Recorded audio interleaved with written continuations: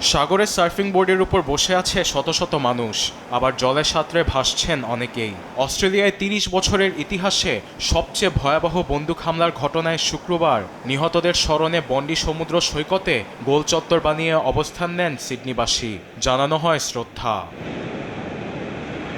এদিকে প্রাণঘাতী সন্ত্রাসী হামলার প্রেক্ষিতে অস্ত্র আইনে হার্ডলাইনে যাচ্ছে প্রশাসন। দেশে আগ্নেয়াস্ত্রের সংখ্যা নিয়ন্ত্রণে গান বাইব্যাক অস্ত্র পুনর্ক্রয় কর্মসূচি ঘোষণা করেছে অস্ট্রেলিয়ার প্রধানমন্ত্রী অ্যান্থনি অ্যালবানিজ।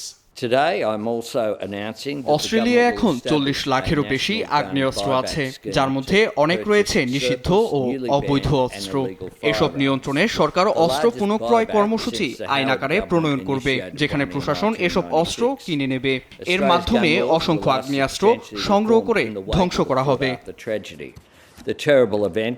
এটি 1996 সালের পোর্ট আর্থার হত্যাকাণ্ডের চালু হওয়া কর্মসূচির পর সবচেয়ে বড় উদ্যোগ বলে জানিয়েছেন অ্যালবানিজ। একই সঙ্গে বন্ডি হত্যাকাণ্ডে নিহতদের স্মরণে 21 ডিসেম্বরকে জাতীয় প্রতিফলন দিবস হিসেবে ঘোষণা দিয়েছেন অস্ট্রেলিয়ার প্রধানমন্ত্রী। এর মধ্যে বন্ডি হত্যাকাণ্ডকে ঘিরে সব ধরনের মিছিল সমাবেশ নিষিদ্ধ করেছেন নিউ সাউথ ওয়েলসের প্রিমিয়ার ক্রিস ম্যানস। এরকম ঝুঁকিপূর্ণ সময়ে কোনো ধরনের জনসমাবেশ করা যাবে না। বন্ডি সমুদ্র সৈকতের ঘটনার পর সাধারণ জনগণের নিরাপত্তার কথা বিবেচনায় সরকারের তরফ থেকে এ সিদ্ধান্ত নেওয়া হয়েছে।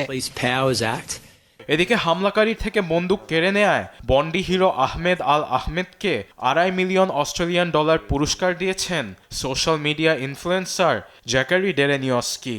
অনলাইনে বিশ্বের নানা প্রান্ত থেকে তহবিল সংগ্রহের মাধ্যমে এ অর্থের ব্যবস্থা করেছেন তিনি।